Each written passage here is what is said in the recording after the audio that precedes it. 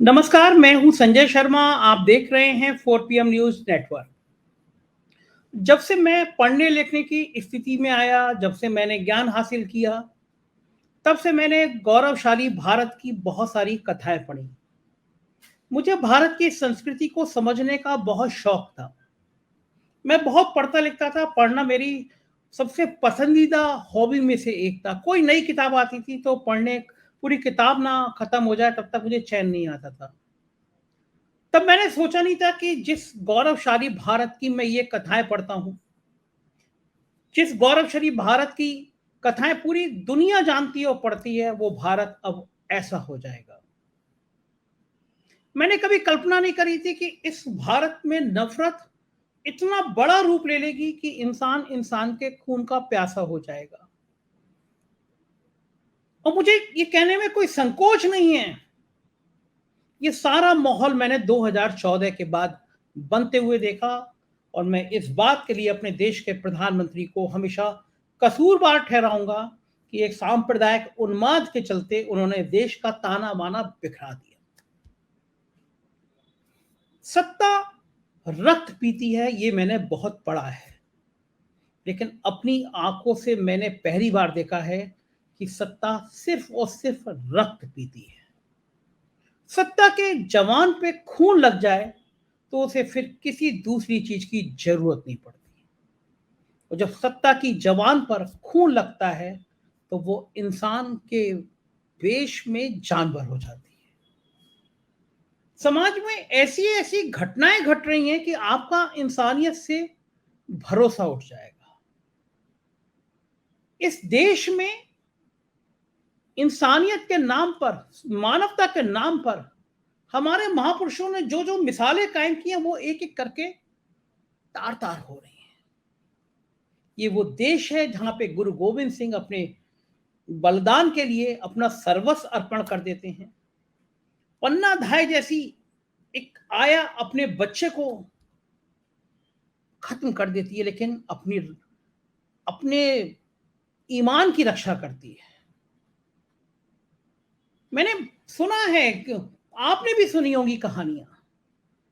हम हिंदू संस्कृति में पेड़ पौधे पक्षी नदियां सबकी पूजा करते हैं। दधीचि आपने सुना होगा, चींटियों ने घर बना लिया था शरीर का। महात्मा बुद्ध ने जो संदेश दिए सत्य अहिंसा के, वो पूरी दुनिया आज उन पर चलने की कोशिश कर रही है। मोहम्मद साहब का किस्सा कौन भूल सकता है उस किस्से को। एक रास्ते से निकल के जाते थे, एक महिला गाली देती थी, कूड़ा फेंक दिया करती थी, और ये क्रम लगातार चलता रहा। मोहम्मद साहब से लोगों ने कहा कि ये महिला पे कूड़ा फेंक रही है, गाली दे रही है, आप कुछ करिए। वो खामोश रहते थे। एक दिन मोहम्मद साहब निकले और कूड़ा नहीं आया, गाली नहीं आई। मोहम्मद साहब रुके और बोले कि उस महिला ने आज कूड़ा नहीं फेंका, क्या हुआ? पता चला वो बीमार है। और मोहम्मद साहब उसके घर पहुंच गए। कहा, बहन, आज तुम बीमार हो, सुना है तुमने आज कूड़ा नहीं फेंका। वो महिला रो पड़ी। महात्मा बुद्ध की ऐसी दर्जनों सैकड़ों कहानियां हैं जो इस समाज को जिंदा रखने के लिए, इस समाज को एकजुट रखने के लिए काफी है। फिर आखिर चूक कहां हो रही है, आखिर कमी कहां हो रही है? समाज में क्यों ऐसा हो रहा है कि एक शिक्षिका एक छोटे से बच्चे को खड़ा करती है, मुस्लिम बच्चे को खड़ा करती है, दूसरे बच्चों से कहती है इसको पीटो, और खुद धर्म के लिए एक खराब कमेंट करती है। होश संभाला तो बताया गया कि गुरु सबसे बड़ा इंपॉर्टेंट चीज होता है। होश संभाला तो सिखाया गया कि गुरु वो होता है जो ईश्वर तक पहुंचाने का माध्यम होता है। समझाया क्या, गुरु गोविंद दो खड़े, काको लागे पाए, बलिहारी गुरु आपने गोविंद दियो बताए। मतलब अगर ईश्वर और गुरु दोनों खड़ा हो तो ईश्वर को छोड़ दो, गुरु को प्रणाम करो, क्योंकि ईश्वर तक पहुंचने का मार्ग गुरु देता है। ऐसे में ये शिक्षिका आज सुबह सुबह जब आंख खुली और मैं ट्विटर पे देख रहा था, एक अच्छे जर्नलिस्ट हैं अभिषेक आनंद, उनके ट्वीट पर मेरी निगाह पड़ी। उन्होंने ट्वीट में लिखा, यूपी के इस 32 साल के हिंदू आदमी का कातिल कौन? ये उन्होंने ट्वीट में शुरुआत में लिखा। उन्होंने पूछा, कोई गिरफ्तार हुआ क्या, या होगा कोई गिरफ्तार? पुलिस एफआईआर कर रही है क्या? ये मोहित यादव हैं, रामराज प्रदेश बरेली के रहने वाले। मोहित की गलती इतनी है कि इन्होंने बस कंडक्टर रहते हुए बस को 2 मिनट के लिए रुकवा दिया ताकि 2 मुस्लिम लोग उतरकर नमाज पढ़ सकें। किसी नफरती व्यक्ति ने वीडियो बना दिया और वीडियो वायरल कर दिया। अधिकारी साहब ने नौकरी ले ली। 8 साल से जो नौकरी कर रहे थे वो नौकरी पलक झपकते चली गई। फिर नौकरी मिली नहीं, पैसे पैसे की किल्लत हो गई। मोहित ने आखिर आत्महत्या कर ली और अपनी जान दे दी। कोई सरकार इन्हें इंसाफ देगी क्या? कोई नेता इनके माँ बाप के आंसू पोंछने इनके घर जा रहा है क्या? ये ट्वीट पढ़ के और उसके साथ उस बस कंडक्टर का वीडियो था जब उसकी नौकरी गई, जो उसने वीडियो बनाया था। पहले उस व्यक्ति का जॉब इस दुनिया में नहीं है, उसकी बात सुनिए, फिर मैं आपसे संवाद करूंगा। सर, मेरा नाम मोहित यादव है। मोहित यादव जी, आप किस पद पर तैनात हैं? हम बरेली डिपो परिचालक पद पर तैनात, समझा परिचालक। क्या हुआ है आपका? हुआ यह था कि कल मेरी ड्यूटी लगी थी। 7 बजे एक गाड़ी मेरी जा रही थी बरेली से कौशाम्बी के लिए जर्रत। उस गाड़ी में मेरी ड्यूटी लगी हुई थी। गाड़ी नंबर यूपी 32LN0323। उस पर मेरी ड्यूटी थी बरेली से कौशाम्बी की। उसमें मेरी गाड़ी में सवारी कम हुई। 6:45 पर 2 मुस्लिम सवारी आई। मैंने कि भैया 2 मिनट के लिए मुझे नमाज पढ़ा देना कहीं पर भी। तो मैंने ठीक है, वैसा सवारी कम, कहीं ना कहीं रोक के नमाज आपको पढ़ा देंगे 8:30 बजे के बीच में कहीं ना कहीं। तो इसी कारणवश मेरी गाड़ी का संचालन हुआ 7 बजे। गाड़ी चलते चलते 8:25 हो गए। 3 सवारी आई पेशाब करने के लिए कि भैया मुझे पेशाब करा दो। तो हमने गाड़ी रुकवा दी। तो उसी जो सवारी नमाज के लिए हमसे जो बोली थी, उनसे हमने कही भैया आप भी मान लो 2 मिनट समय आया, 2 मिनट में पेशाब भी कर लेंगे तो आपकी नमाज भी हो जाएगी। तो 2 सवारी उनको भी हमने बुलाकर नमाज पढ़वा दी। कहाँ पे रुकी? ये मिलक और रामपुर के बीच में। तो उन लोगों ने अपनी चद्दर बिछा के नमाज पढ़ने लगे। सवारी पेशाब करके आई, इतनी देर में वो भी नमाज पढ़ के आ गए। ज्यादा देर की नहीं, 2 मिनट रुकी होगी, 2 मिनट में ही उन्होंने नमाज पढ़ ली। नमाज पढ़ के आ गए। इसी समय किसी सवारी ने मेरी गाड़ी से वीडियो बना ली। ये सरकारी गाड़ी है, आप रोक के नमाज पढ़ा रहे, पेशाब के लिए नहीं उनने वीडियो बनाई, नमाज वालों के लिए उनने वीडियो बना ली कि नमाज क्यों पढ़ा रहे, ये है वो। उन्होंने हमसे बहुत कुछ कहा, पर मैंने कुछ नहीं कहा। नहीं चलो भैया, अगर सरकारी गाड़ी है तो मैंने कही गलती हो गई मुझसे, मैं गलती मान रहे हैं। नमाज के वाले अगर मान लो अगर नमाज पढ़ रहे हैं तो मैं उन्हें उठा भी नहीं सकते। तो यही बात हुई मेरी गाड़ी में। और कोई इस चक्कर में हमारे ARM साहब ने हम परिचालक मोहित यादव की संविदा खत्म कर दी। हमारे KP सिंह चालक है, उनकी सस्पेंड कर दिया है। कितना सही मानते हैं? मुझे इसमें मेरी कोई गलती नहीं है। आखिर में अगर सवारी पेशाब करने के लिए गई, 2 मिनट में उन्होंने सवारी में पेशाब की, उन्होंने नमाज की है, तो इसमें मेरी क्या गलती है? सुना आपने, मोहित अब इस दुनिया में नहीं है, लेकिन क्या मोहित उस भारत का हिस्सा कभी थे जो भारत अपनी गौरवशाली परंपराओं पर नाच करता था? क्या ये उसी भारत के एक हिस्से का वाकया है कि जहां बस रोककर उसने 2 व्यक्तियों से कहा कि आप नमाज पढ़ लीजिए, 2 मिनट के लिए बस रोक दी। यहां नेता निकलते हैं तो उनके काफिलों के लिए घंटों घंटों ट्रैफिक रोक दिया जाता है, बसें रोक दी जाती हैं, इमरजेंसी लगा दी जाती है और एम्बुलेंस तक रोक दी जाती है। सिर्फ 2, 3, 4 मिनट के लिए बस रुकी और मोहित को सस्पेंड कर दिया गया। हम क्या वास्तव में इतने नफरत के पुतले बन गए हैं? क्या वास्तव में जहर हमारे अंदर इतना भर गया है? कोई फर्क आपको नजर आता है नमाज पढ़ने में और हनुमान चालीसा पढ़ने में? अगर आपको लगता है कि आप नमाज और हनुमान चालीसा में कोई फर्क है तो कृपया करके आप मेरे वीडियो को देखना बंद कर दीजिए। मैं 97 से 97 से हर साल अजमेर शरीफ जाता हूं। ऐसा कोई साल नहीं हुआ जब मैं अजमेर शरीफ की दरगाह पे नहीं गया। ये मेरा व्यक्तिगत मानना है, मुझे व्यक्तिगत सुख देता है, एक जगह है जहां मुझे ताकत मिलती है। और मैं ईमानदारी से कहता हूं, जब मैं अजमेर शरीफ की दरगाह में खड़ा होता हूं तो मुझे लगता है कि मैं हनुमान मंदिर में खड़ा हूं, लखनऊ के पवित्र हनुमान मंदिर में खड़ा हूं। और जब लखनऊ के हनुमान मंदिर में अगर मैं जाप करने जाता हूं तो मुझे लगता है कि मैं ख्वाजा की दरगाह पे हूं। क्या फर्क है ख्वाजा की दरगाह में और हनुमान मंदिर में? आपको किसने कह दिया कि राम और रहीम एक नहीं है? आप इस दुनिया में आए थे, आपके माता पिता हिंदू थे तो आप हिंदू हो गए। अगर वो रहमान होते तो आप मुसलमान हो जाते।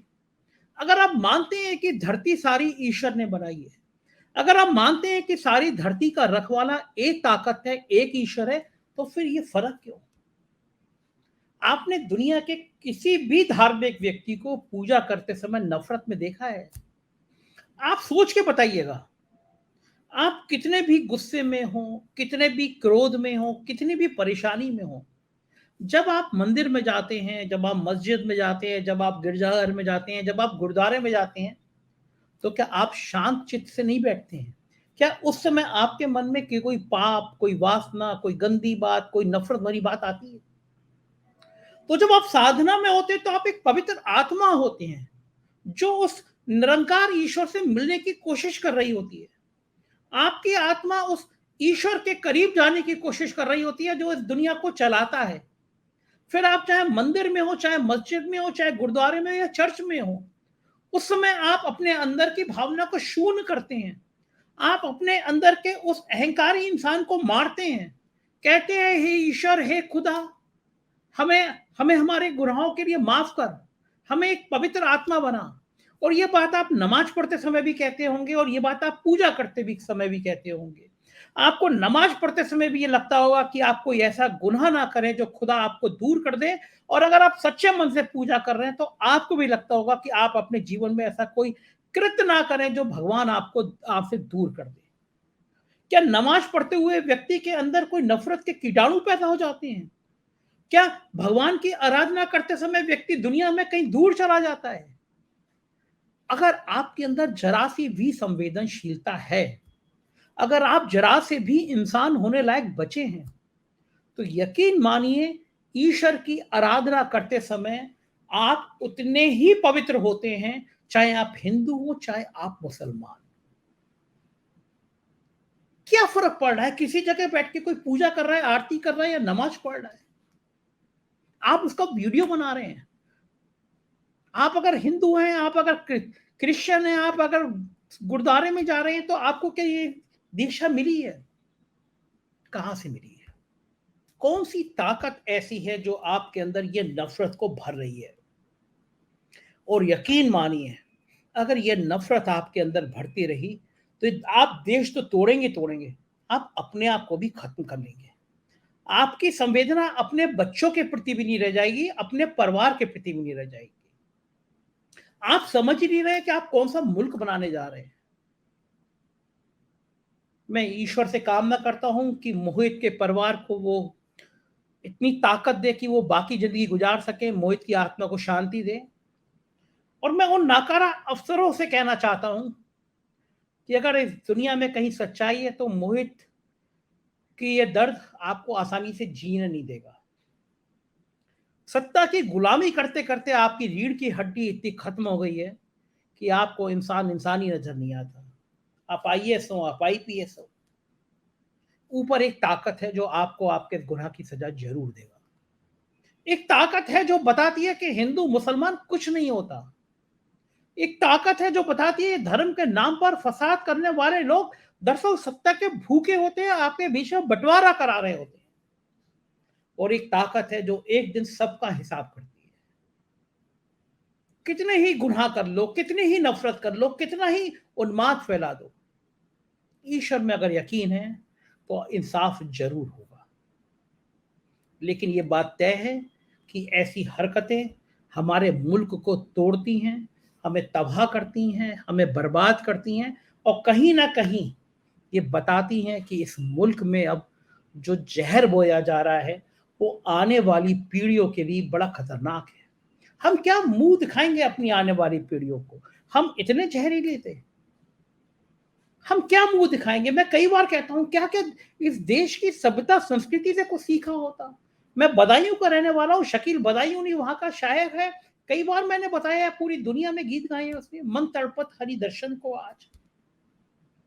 पांचों वक्त का नमाजी मोहम्मद रफी जो भजन गाता है तो ऐसा लगता है ईश्वर मां सरस्वती उसकी जवान पे बोल रही हो। ये मुल्क था, ये मुल्क था, सारे जहां से अच्छा हिंदुस्तान हमारा किसने देखा था? क्या कोई कुछ मानवता अब आपके अंदर जिंदा रहने नहीं देगी ये सत्ता?